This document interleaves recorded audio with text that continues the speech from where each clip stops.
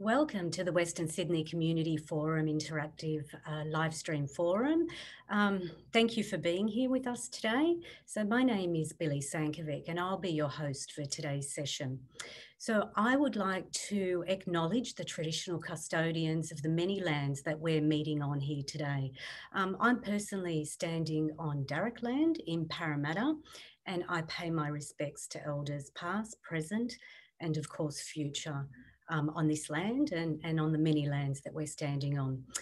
In particular, I'd like to acknowledge with respect Aboriginal friends and colleagues who are joining us for the session today, both in the room and on our live stream on YouTube.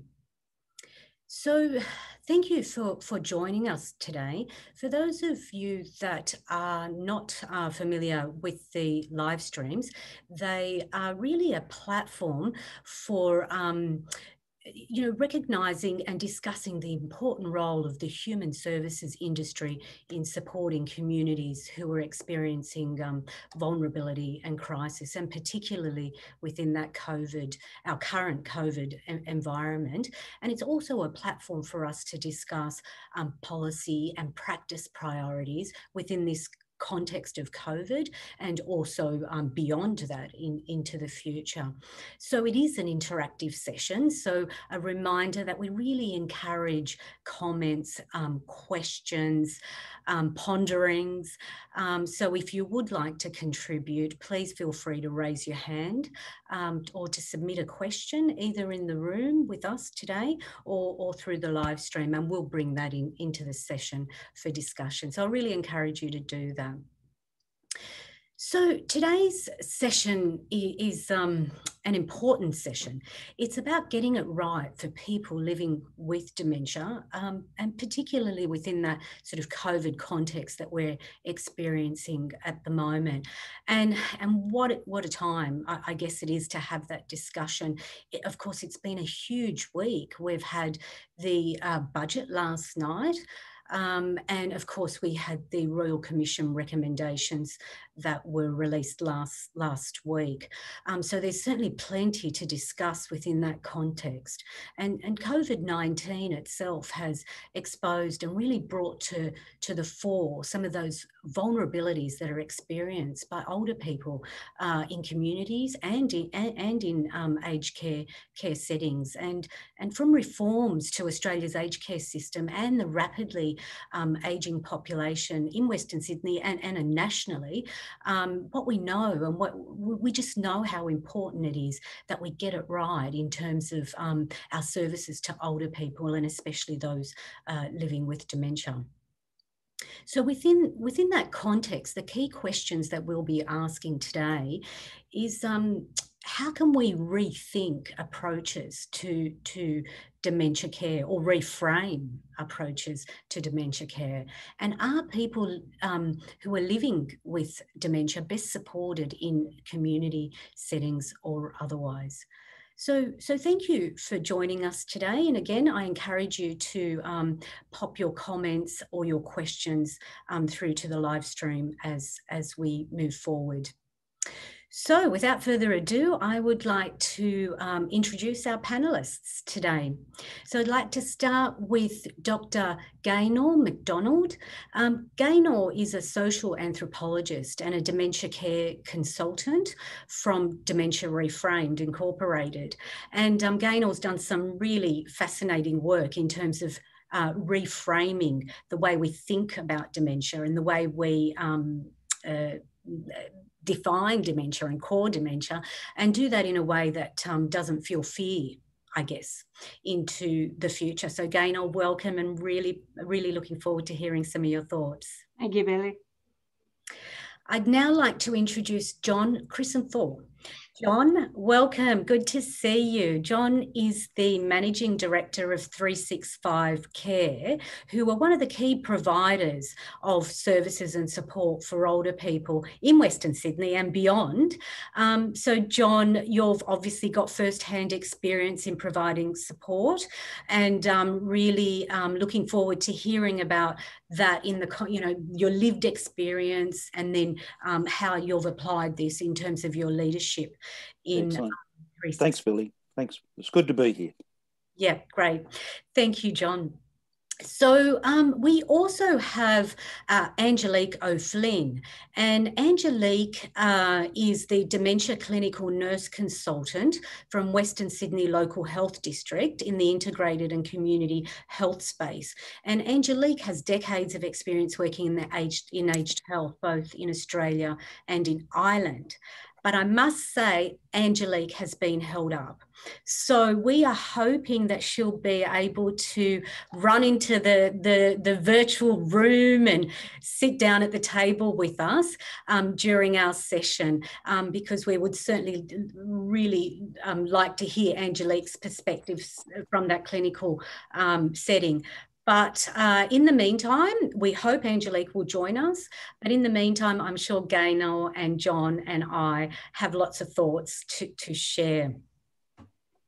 So thank you, Gaynor and John, for being here. So just by way of introduction, we know from work that's been completed by the National Centre for Social and Economic Modelling that there's an estimated sort of 500,000 people living with dementia in Australia.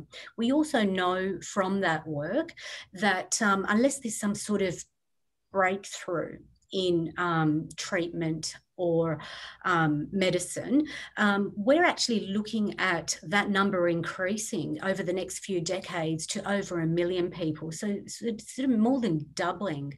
And I think the other key, I guess, data for context is that what we know is that around, more at least 2/3 of people living in residential aged care have moderate to sort of severe cognitive impairment, if you like, if I can draw on a clinical term. So we're talking, when we talk about dementia, we're talking about a significant consideration in terms of policy and in terms of practice. So in terms of our aged care system and the flaws in the aged care system, they've been recently brought to the fore as a result of COVID-19 and really exposed. Now, in the words of our Treasurer last night in the budget, what we heard was that the aged care is one of the greatest challenges we face in delivering essential services to Australians. And the Royal Commission also exposed some of the practices that have been undertaken with people living in dementia. With dementia. I mean, horrifically, we heard that there's widespread examples of the use of chemical restraints and psychotropic medications to keep people at bay. Horrific stories through that process.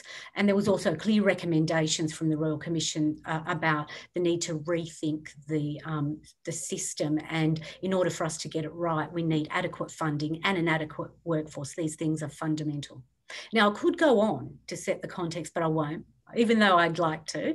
But what I'd like to do, Gaynor and John, within that sort of context, what I'd like to ask you both is to share your thoughts.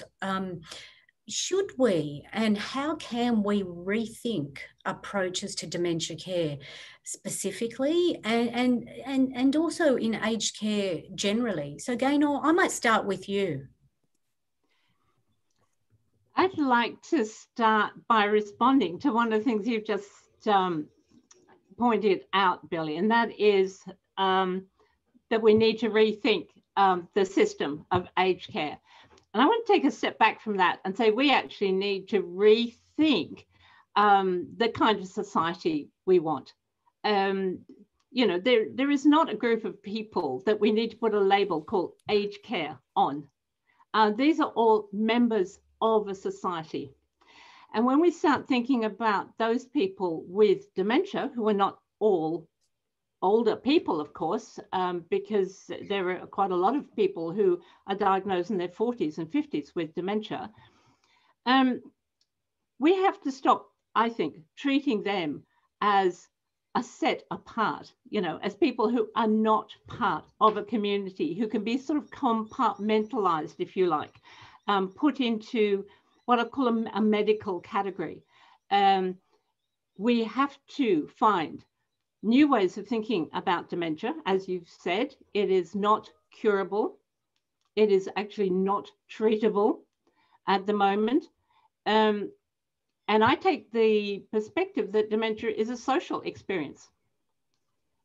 People with dementia, some of them have decades of life ahead of them. They do not need to be segregated from our society. We are the ones who need to learn to incorporate them in healthy ways that enable them to live life to the fullest until they die, which is what we want for all of us, surely. It's interesting what you say there, Gaynor, because it actually sort of wraps with sort of where I'm coming from as well. Both my parents had dementia, right? And they were in facilities, and it was the opportunity for me to then, once I retired, I wasn't going to sit around for the next 30 years and become a vegetable. So I did what all retirees do, and let's start a business, and we'll go into aged care because I think there's a need for it. And I think, there has been a lot of support in there. There's a lot of things happening in the space now. It's getting a national presence, and there's a lot of work happening in the political front, right, to sort of go with that. But I think, as Billie said, there's 500,000 people out there with dementia today. And from a data point of view, you sit back and you look at it and say, well, that's only 2% of the population, right? And you say, well, okay, that's only small. Is this the tail wagging the dog or whatever? So, Stephen, to take Gaynor's point, it's about integrating how we actually work with these people. And I suppose when I sit down and I work with people with dementia, it's about, what do you want? How do what do you want? What do your loved ones want? Where do you want to go? Now, when I first started out, it was about keep people out of residential facilities no matter what, right? And I think I've softened a little bit, right, on there. And it's very much about where's the best place? How do we best work with that person? What do they physically want? Because one size doesn't fit all. And I think it needs to sort of recognise what the person themselves want, and what, if they've made their choices known sort of along the way. Sorry, Billie. Go, Gaynor. I really agree with that, but let's not forget that we need to remember what dementia actually is. And when you say that 2% of the population have been diagnosed with dementia, that means that for every one of those people, at least one, if not 10 other people are affected by that diagnosis. Yeah. Now, I want to start with some real basics. What is dementia? Dementia is an umbrella term for all kinds of processes that cause our brains to degenerate. Our brains are dying, quite literally. It's a long process for some, a shorter process for others. But what that means in practice is that someone with dementia will, over time, really become progressively vulnerable. They won't be able to do the things, think the things that they used to. They will change. Because there's no cure and there's no treatment, the best way to encompass, to incorporate people with dementia is not to treat this as a medical illness and kind of shut them away. Yeah. The onus is on us, those without that diagnosis, to learn how those vulnerabilities come about and how we can learn to continue communicating, continue responding, continue to care for people who do have that condition. My husband had dementia, and I remember saying to a group of nurses at one stage that he was really lucky because he had me looking after him. And I was very committed to keeping him at home, but I was also very committed to learning how to engage with him so that we could continue to have a good life together, so that he could live life to the fullest of the capacities that he retained. And so I want to get rid of this idea that you're losing a person, or that you're going to get written off because you've got dementia. But what I said to those nurses back then, I could probably still say today. I'm not sure if I am afraid of getting dementia, but I am very afraid of the way I will be looked after in the society in which I live right now. And that's why we need to rethink dementia. So it's not about negativity. It's not about stigma. It's not about excluding people. And mostly it's not about being afraid of people with it either. Yeah. The other side of that, sorry, yeah, Billie, you're not going to get a word in, are you? Oh, that's okay. I can jump in. Okay, no, good on you. I will. I think, and as I talk about that sort of the 2%, it's about integrating them. And I suppose all the work that I've been doing sort of over time, and I've been exposed to a couple of different things, it is about dealing with the now and how they're on that journey, where are they on that journey, and how best do we interact with them. And I remember dealing, sort of working with my mum, and my mum and I used to have discussions about different things, and they'd be pointed and challenging, if you like. And my wife had to actually clip me around the ears and say, she can't handle that now. Keep it simple, straightforward, and there. And you know what? We actually settled into a different routine, and it was magic sort of along the way from there. Yeah. So, I get what you're saying, and it's why sort of, I suppose when we're talking to people, it's very much about what they want and how we can do it and keep them engaged. Yeah. Look, thank you, John and Gaynor, for those insights. And, it's clear we need to be reframing and rethinking. And what I love about both your contributions is, Gaynor, I think you said it when we were, getting ready to go live, that combination of lived experience and how professional experience, and how there's that passion that emerges through that. And I can hear that in both your voices. And look, what you're discussing at the moment really takes us into an area that I want to explore a little bit more. And, what we know is that a lack of access to services and to social interaction has absolutely contributed to rate of cognitive decline, if you like, in older people. And what worries me, not only now, but what has worried me for a long time, probably a couple of decades now, is what I see as a focus nationally and arguably at a state level on investing in clinical interventions. And there's no question that clinical interventions like occupational therapy and other therapeutic type interventions are valuable and important. But what I worry about is that there seems to be this lack of investment in the last few decades in community interventions or community-based settings, things like, engagement, cognitive stimulation, group activities, things like that. And these are all incredibly important when we're talking about aged care and dementia. So my question to you, and of course that's exacerbated and even more incredibly important where there's people, where there's other vulnerabilities, things like low income or language barriers. So what I'd like to ask you to sort of expand on a little bit is, are people living with dementia best supported in community settings, and why? And how can we get more focus at a policy level and funding level for services and support in this space? John, I might start with you. Thank you. Hang on, I was going to get my thoughts together. But look, originally sort of I've talked about people sort of staying out and in the community. Sometimes that's not the best and only sort of answer for everybody. I think inappropriate house. So there's a couple of different things I think people need, and it's that ideal situation. So you need, sort of the appropriate housing. You need the right sort of family support. You need a good provider, right? Sort of in there and supporting you on there. It's very much about you've got to have those, be not afraid to have those hard conversations, put the legals in place, and plan your, I suppose, declining years. Make your thoughts well known to people.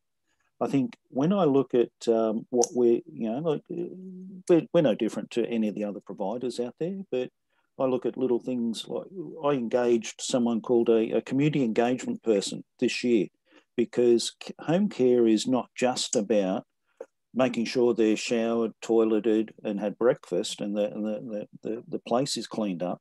It's about getting together as a community, right? Get our clients and our carers together on occasion, go for outings, have a picnic in the park, do something else like that. Now, yep, people are doing those sort of things. There's big, what do they call it? Daycare centres, right? But they're all big. And I think the advantage of being a smaller provider is I can think small and intimate.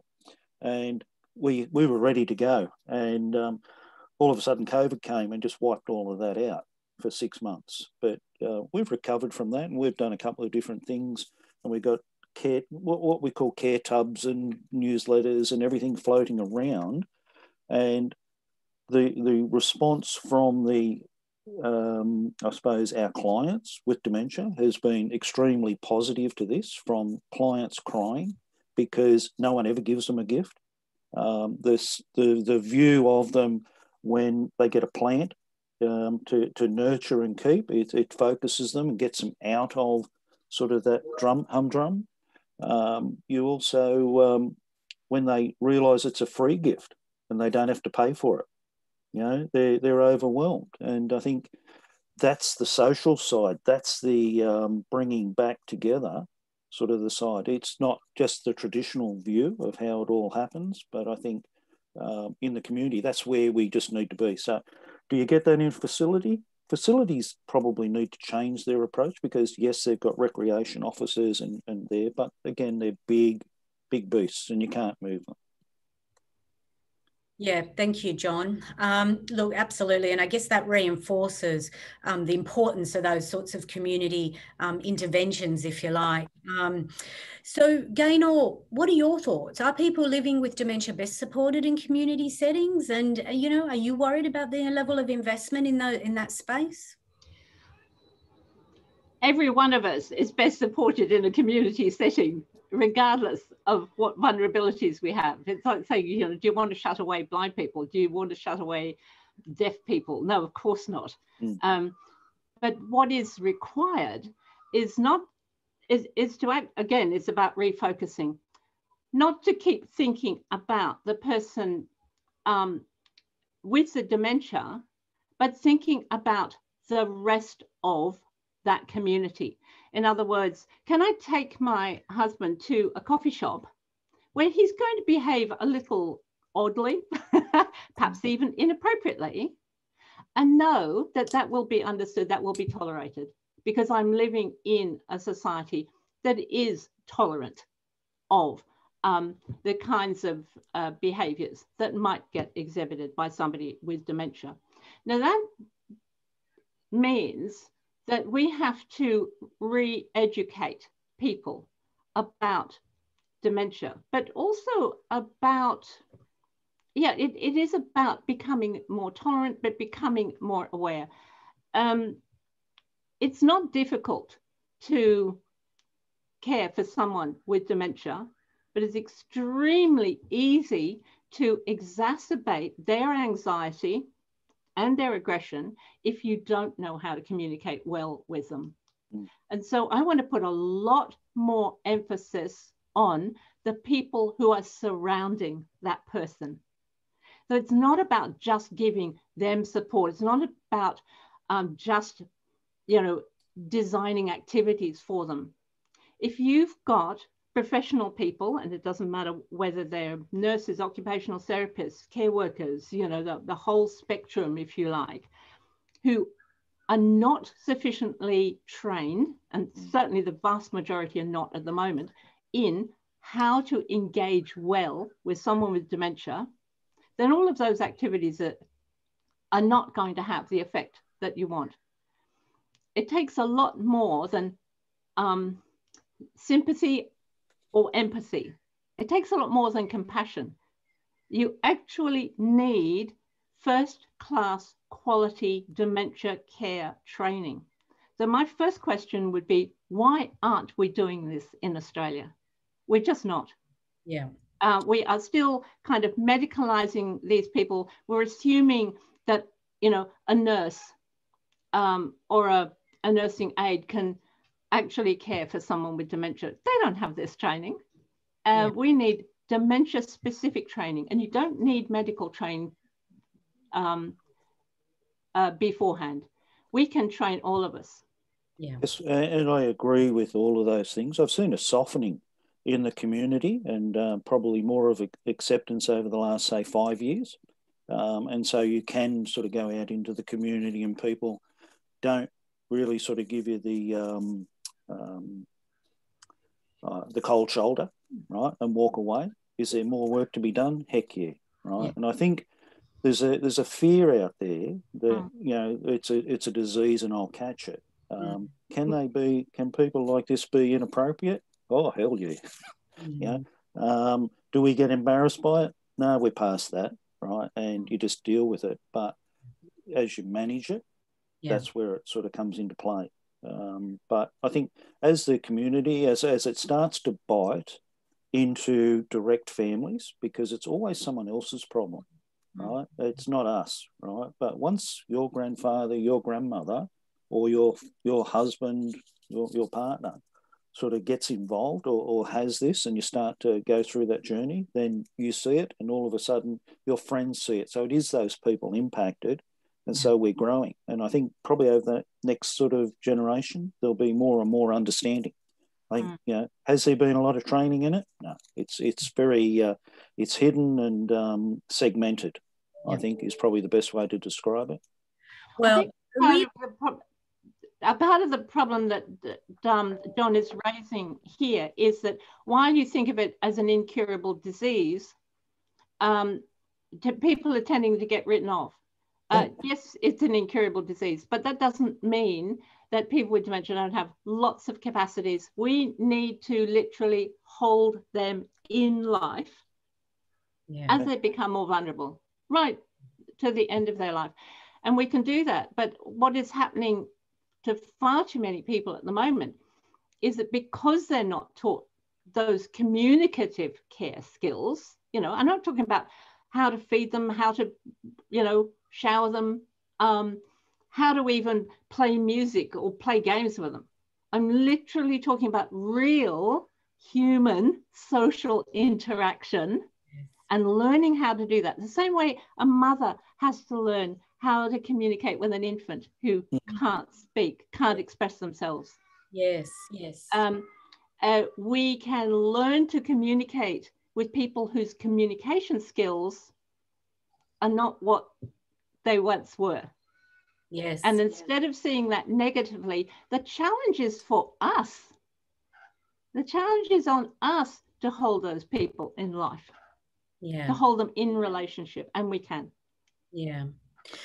Thank you, John and Gaynor. You've actually touched on a couple of things that I want to unpack in a minute, and that is certainly about training in particular, and I want to move to the budget, but we have got some questions that are coming through. So I do want to bring them to the session, and I also want to encourage everybody out there, either in the room or in YouTube, to send through questions as well. Really keen to hear, or thoughts, if you've got any comments or thoughts at this point. So I might take a couple of questions now. So the first one, Gaynor, is directed to you, but John, really keen to hear your thoughts on this as well.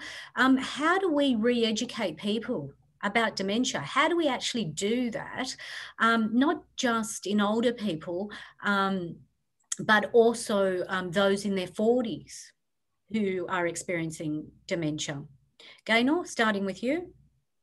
Oh, it's going to be a slow process. Okay, so, and in part because I think the people who we need to re-educate to start off with are in fact the medical profession. They're very, very powerful in this space. They have, in emphasizing the disease, in not just the medical profession themselves, but a lot of the professional societies are going to include organisations like Dementia Australia, for instance, fuel fear because they want to attract funding for the research that's needed to find the cure. Now, that's not good enough. Yes, we desperately want that funding. We desperately want the cure. Yes, all right. But it is not good enough to use fear as a way of engendering social support. So a lot of the stigma linked to dementia is actually coming from the professionals, from the industry itself. That's not good enough. They have to be challenged to rethink the way in which they are educating the public quite negatively. So I think that's one major step. The alternative to that is you're never going, because there's so much money involved, you never, and they're educated, powerful people, you're never going to stop them, right? So the reality is they're out there. So it's nearly like you've got to pack it and say, and I think we both come from the people side, right, of things. And it's start telling the stories of the older people, right, and educate people about that. I suppose I've seen a couple of movies over the last few years that have been very powerful sort of in this space, right, about early onset dementia. And I think, you know, getting those out into mainstream has been good. I think even there was, and I've forgotten the name of it, but I'm sure you'll correct me. It was something about kindergarten kids with and went into an aged care facility, right, and re-socialising people, right, and in Australia. And to me, that's bringing the real world and bringing it home. And I think that's part of that slow education process. It's that's just got to ramp up. I think it's a gradual thing. It's not going to happen overnight. But, you know, you're not going to beat the money, right? The money is there. They'll chase the money. And even when you start to look at, I think some of the budget talk that they're talking about is even Medicare for, you know, items for bloody home care, right, sort of in there. So it's very much going down that the home care becomes sort of part of that sort of system. And I think, we've lost the plot. Once we go down there, you lose your humanity. Oh, you are so right, John. I mean, this is about our humanity. It's about our engagement with each other. It's about our relationships with each other. And we do need to stop this medicalizing of old age, the medicalizing even of dementia. Dementia is a social issue. It's not a medical issue. Now, the reason that people need a lot of or what we might call clinical support is that, you know, with good occupational therapy, physiotherapy, exercise, you can certainly slow down, if you like, a lot of the deterioration. With good social engagement, you can. We certainly, and of course, lots of people with dementia, because of their age, have comorbidities. So they may have other ailments that need to be taken into account. But how do you change social awareness? I would start in the schools. I would have an education pack included in all the society and culture classes in every school in the country. It's not difficult to do that, but it would certainly bring about much greater awareness. And at the moment, less than 5% of the whole dementia-related budget is spent on research, is not spent on care. But care is about the quality of relationships that we have with older people in the society. One of the biggest issues for people with dementia is actually ageism. And the second biggest one is sexism. And you know, you can't look at these things in isolation. So the stigma attached to dementia sits alongside the dreadful stigma in this society about older people. Ageism is rife. And in part, the whole way in which we've constructed this nightmare that we call the aged care industry contributes to that. How many of us would really look forward to living in one of the residential care homes that have been the focus of the Royal Commission's report? Is that what our lives are about? Is that what we have to look forward to?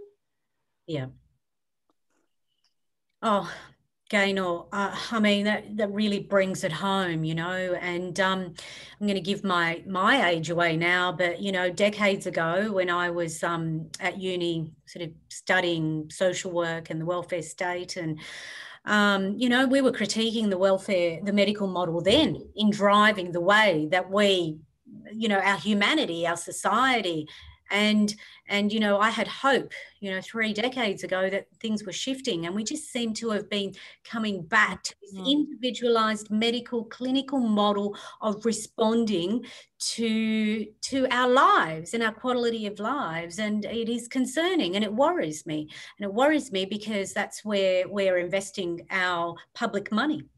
But again, I could keep going, but thank you so much, both of you, for sharing that. We have so many questions that have come through, and I still want to get to the budget. Because I think that's, I've been talking about nothing other than the budget for 24 hours. But we have a question that's come through the YouTube, one of our participants on YouTube. So Charlton, can I bring you into the session to ask that question? Sure. So our question comes from Morgana, and she asks, are there any particular considerations for culturally and linguistically diverse and Aboriginal and Torres Strait Islander people that you have seen, and what are some of the responses to overcome them? Yeah, excellent question. Thank you for sharing that. John, I mean, you're working in Western Sydney. We have one of the most multicultural communities in Australia. There are sort of a number of the communities out here. I know of organisations who work specifically in the I'll call it in the Aboriginal sort of community and work there. And CALD is everywhere. I suppose from our aspect, I actually adopt a philosophy of working with the individual and not putting tags on there. So if someone comes from a different background, then we actually go and sort of recognise that background and deal with it appropriately, right? And just make sure that we're addressing all of those sort of issues. Yeah. So, look, there's organisations who are doing some really good work out there, the multicultural sort of organisations, and Sid West out here in the West. And amongst our community, well, we've probably got about 20 nationalities, sort of by the time we go through our carers and our clients as well. And it's a bigger family. It's a homogenous sort of side. Are there, as you get into one community as well, what you find is then all of a sudden others will follow if you're looking after them. There are some communities that organisations that are looking after specific communities and potentially not doing the best job, but people feel trapped sort of in there. And I think that's a whole aged care sort of, that's a home care sort of issue. Yeah.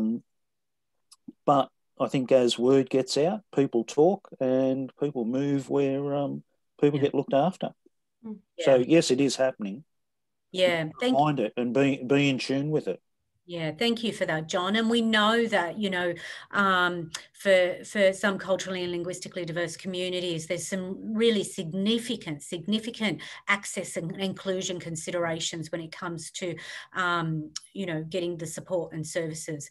Gaynor, I might turn to you in relation to that question, but I also want to bring in another question that we've received through the Q&A, and that sort of is similar but a little bit different in that the question says people with dementia are often seen differently in different cultural communities. And absolutely, culture is about norms, ideals, the way that communities interact, and that's not homogenous. Yeah.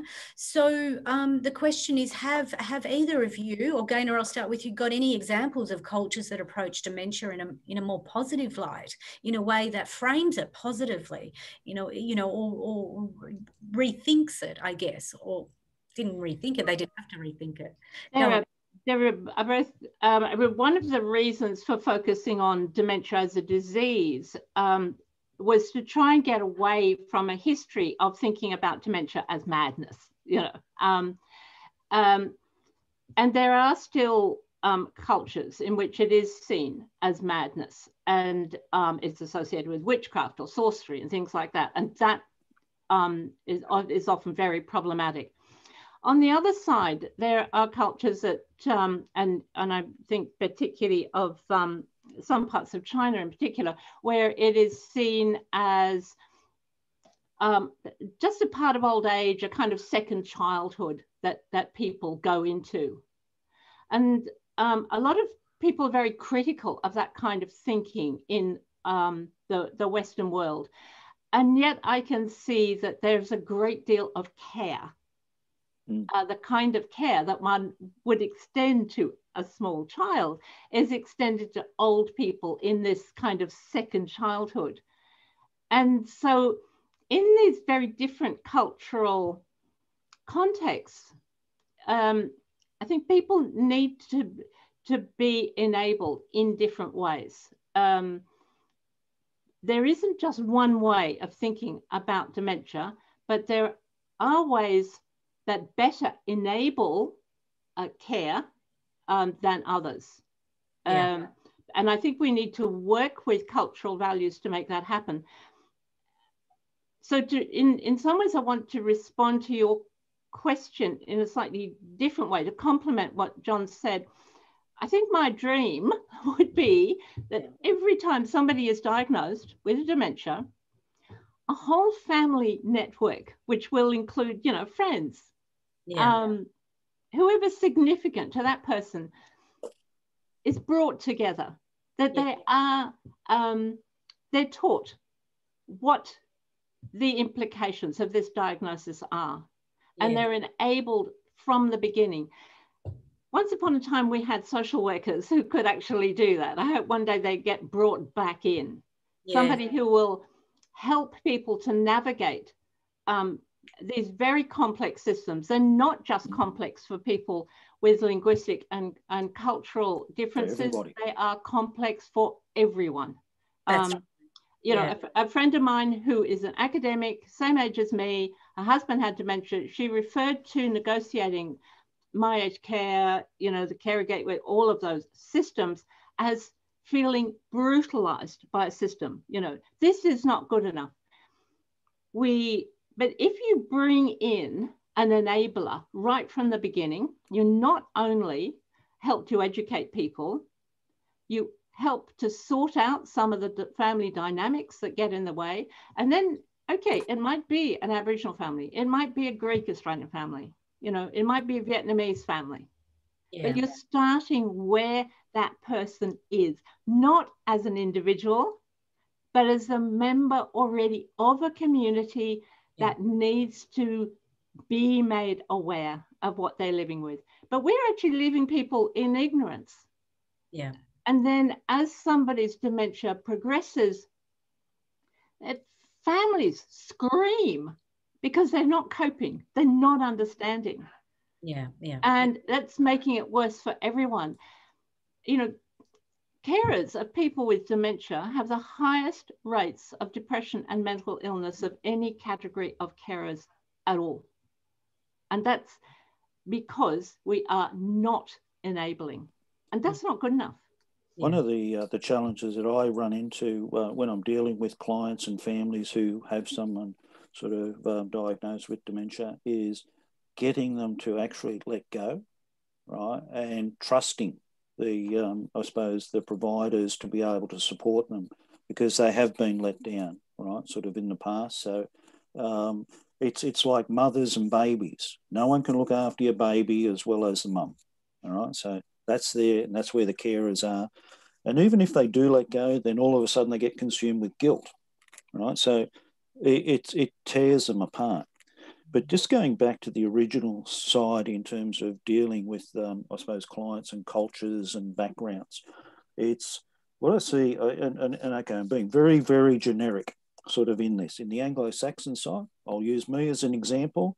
Mum and dad were in facilities. I kept working, right? And they went into facilities because that was just, you know, hey, I'm working. I can't do that, right? When I go into people from an Asian community, from a Eurasian community, and even a Middle Eastern community, house, they accept them into the house, right? You've got multi-generations through the house. They see it as their role to actually look after mum or dad through that process. But they also want the help, right, to do it because, yep, it's their job, but they're actually engaged as well, right? So, and I think hopefully the Anglo, I'll call it the Anglo sort of side, will follow that and go. But it's just interesting to watch it and see that approach across those different places. Yeah. Is it? Yeah, go. No, you're right. It's just really interesting to hear some of your perspectives, you know, working in that space and working with people from culturally and linguistically diverse communities. Be great. It's unfortunate Angelique hasn't yet arrived. Be great to hear some of her thoughts on that as well. And certainly, whilst I'm from a white European background, I certainly know myself in terms of my family, how, you know, there's a really clear difference in the way that we define and we approach and we manage as a community in Australia as people age, but also what I won't say back home because, you know, I'm been in Australia 99% of my life, but, you know, where my parents are from and my grandparents. Okay, so I might move on. I'm conscious we actually don't have much time left. I mean, it's a fascinating conversation and we could just keep talking about this for a long time. But I do want to bring in a question. We've got plenty of questions. Unfortunately, we're not going to be able to get through all the questions today. And then I want to turn to the budget. Okay, because I think it's important for us to discuss that. So Jane Mears, hi Jane, good to see you here. Thanks for coming along. And Jane is obviously one of our key academics in Western Sydney. And Jane asked, just following on, Gaynor, from your suggestion about school education and the whole idea of reframing. This could be, Jane says, initiated, managed and run by retired teachers living with dementia. I mean, what are your thoughts about that? Yeah, of course, it would be perfect. I think both in terms of people living with dementia themselves, but also those people with care experience. And I really want to keep that relationship. This is not about separating people with dementia from those who live and care with them, because these relationships are incredibly important. They should be driving the education. They should be driving the research. Yes. I noticed a question, in fact, about informal carers. I really do not like that term. There's nothing informal about caring for your parent or your partner who has dementia. And so I always call them familial carers. They may be friends, they may be neighbours, but this idea that they're informal or unpaid, they're certainly unpaid, is marginalising the most important people in this space. If people are going to live well with dementia, they're going to need informed support from the people around them, and those people need to be supported. In, you know, I get what John is saying about support agencies, but I looked after my husband for 6 years without a single dollar from the government and without any support from any services. So the idea that, for instance, in the budget, there are now 25,000 new home care packages. Well, we never got through the waiting list for our home care package.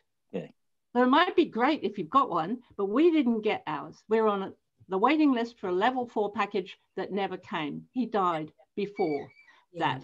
That's not good enough. That is not a model that is working. So just offering us more packages is not enough. We need a new system.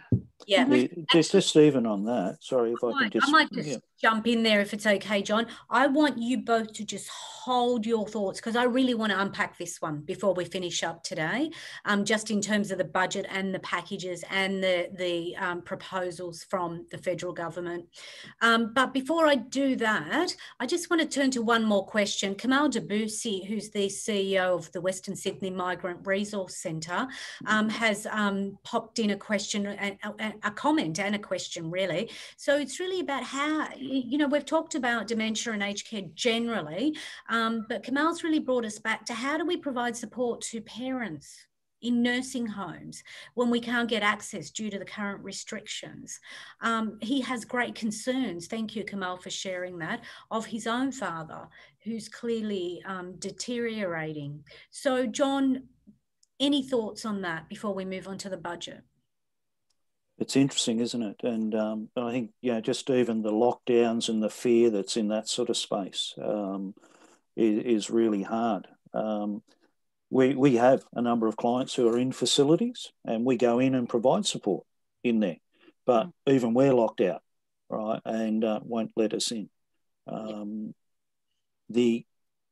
I've also had clients recently that we've taken on where the family have withdrawn them from facilities and transitioned them out, and it's just to care for them. And I think that's potentially the only place that you can really sort of do something positive. It's a hard call, but it's just one of those things that if you leave them there, you end up on the news and standing outside the windows, and that's the only contact you have, or you withdraw. So what this is highlighting is for all of us, what the COVID pandemic has highlighted is that we're not individuals. We are social beings. We desperately need our interactions, and people with dementia need them desperately. There are probably as many people with dementia who have died because of the isolation than have died because they got the virus. Now, this is about the design of these facilities, the fact they've got to go into lockdown because they're all so big. You know, where are the little cottage homes that could easily have been, protected better?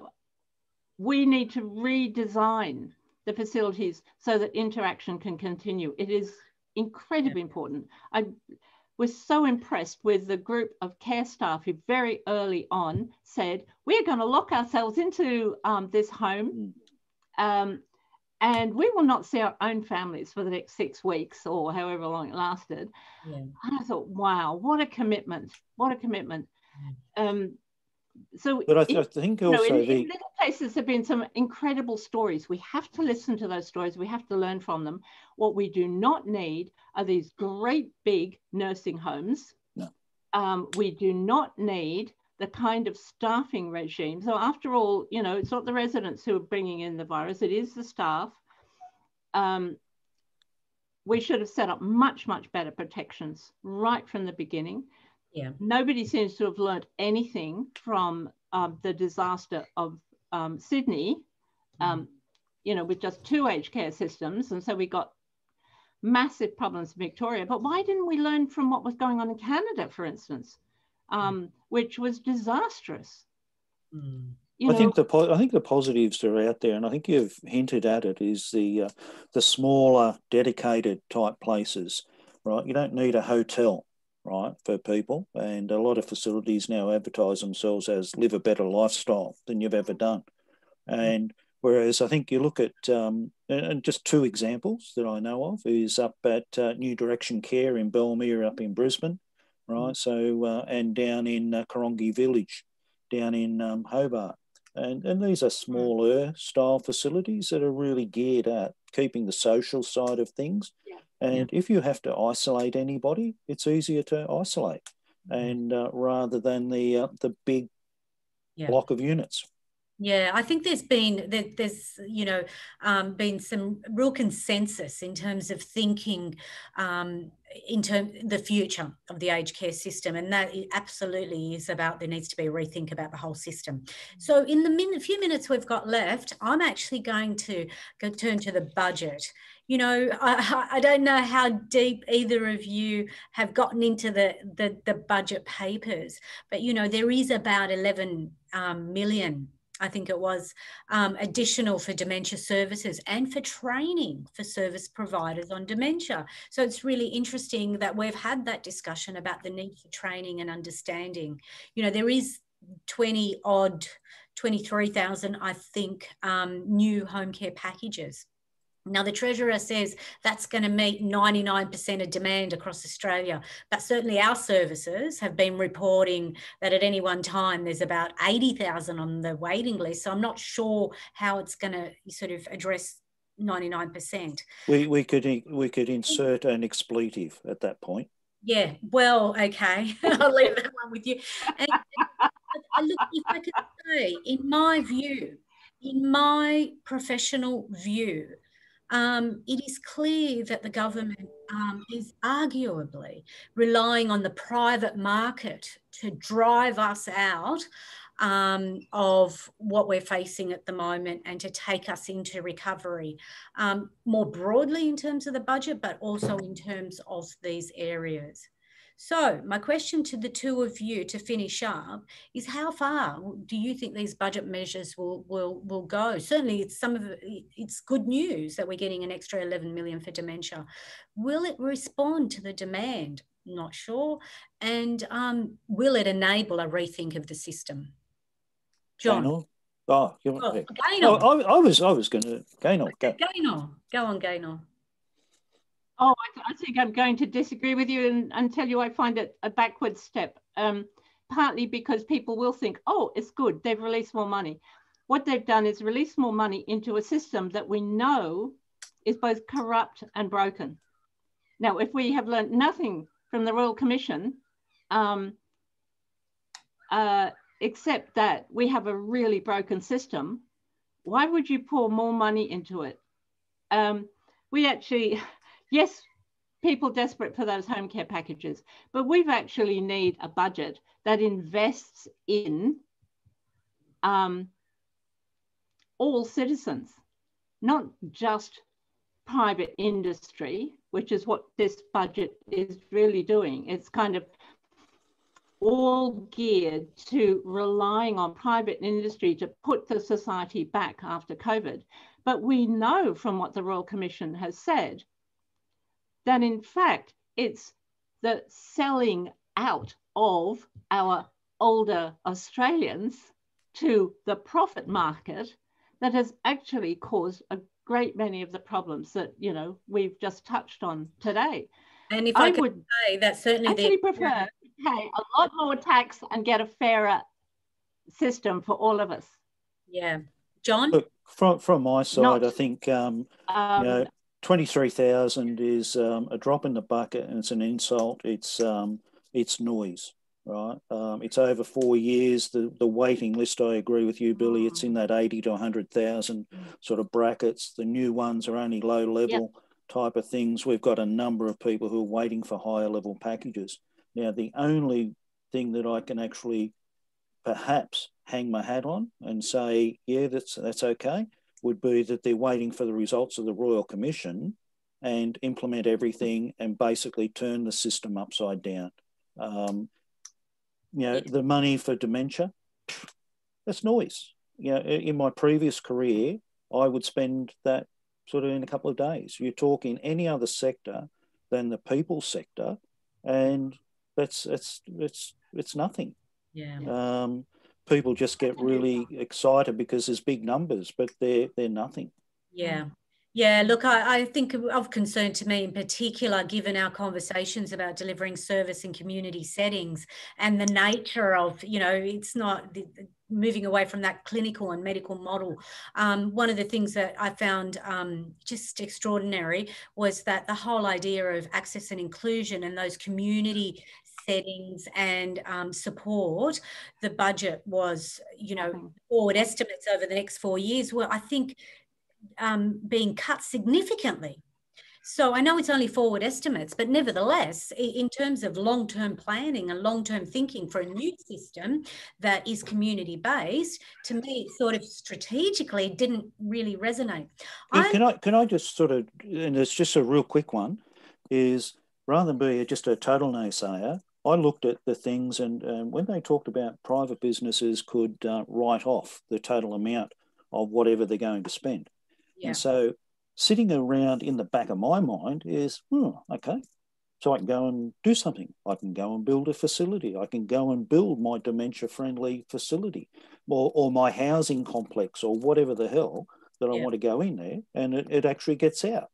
And I think, well, okay, that might be it. At least, you know, I suppose I always try and look at the positive side. And I think that is something that's worth thinking about. But overall, no, there wasn't much positive. Yeah. Gaynor, any final comments around the budget? It's depressing. I want social change, not just financial change. Yeah.